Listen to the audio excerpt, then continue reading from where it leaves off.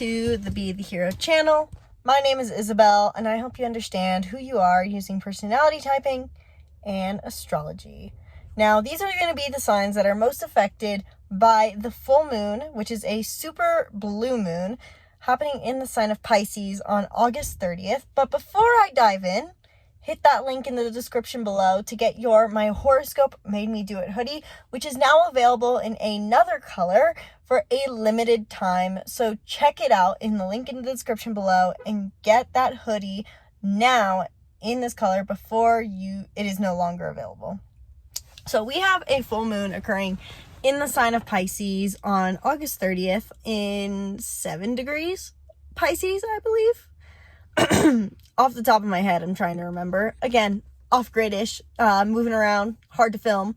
But this full moon in Pisces is a massive event for us because it is a super blue moon, and it's the second full moon of August. We started August with one full moon, and we are ending August on another full moon. And this really signifies how much we are releasing during this month and during this time. Especially because this full moon that we're finishing on is in the sign of Pisces, the final sign, and yet the first sign of the zodiac wheel.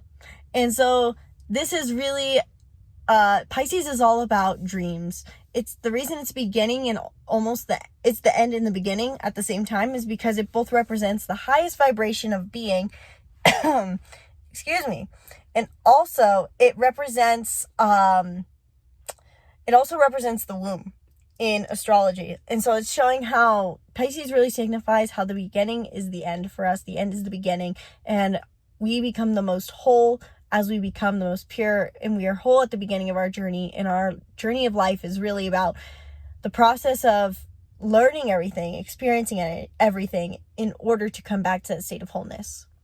We cannot stay in Pisces forever. We have to go through the journey of the wheel to learn more. But at the end of the wheel at Pisces, we become back to wholeness of unconditional love, empathy for others, and sensitivity.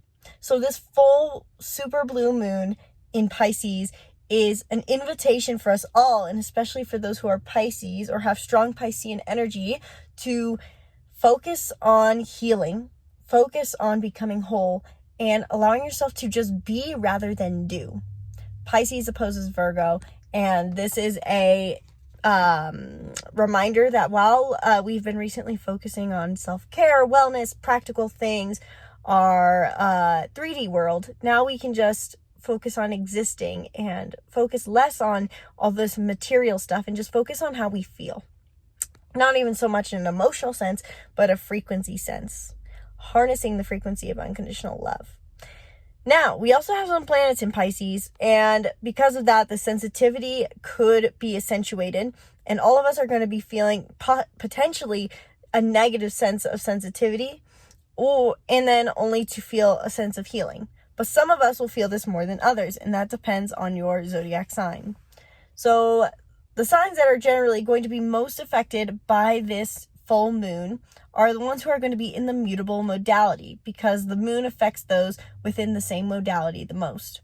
So if you, first and foremost, are a Pisces sun, moon, or rising, this full moon is going to hit you hard. Huge identity shifts, huge changes in your sense of self, releasing karmic baggage, releasing subconscious programmings, releasing stuff that does no longer serve you, that lies in your mind. If you're a Virgo, sun, moon, or rising, this will also affect you very heavily because the sun is here and you are also a mutable modality. This will primarily affect your relationships because this is your 7th house. If you are also a Gemini or Sagittarius, you'll also feel affected by this full moon because you are a mutable sign. And this full moon truly rests the most on Piscean energy. And so the mutable signs are going to be most affected. Again, normally I would say in these interpretations, I would look at the other aspects happening in the stars and say based off of that, who's going to be most affected. But we really don't have any major aspects, as I've noticed so far, between the full moon.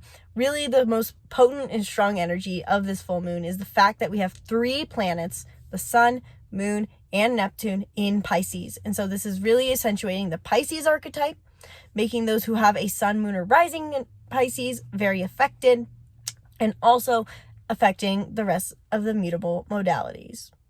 So if this video helped you understand what signs are going to be most affected by the full moon in Pisces, let me know in those comments below. And while you're down there, be sure to book a reading. Grab the Making Mindfulness Fun bundle to access all 31 of our workbooks and courses on astrology and more. That's less than $1 per workbook per course. So grab it now. And also get the free birth chart workbook to understand your chart simply using journal prompts. And stay tuned on the YouTube channel for more videos breaking down the stars. Once again, my name is Isabelle, and from my heart to yours, namaste. I can't really bow with my hands right now because I'm holding up my camera, but head bow. Namaste.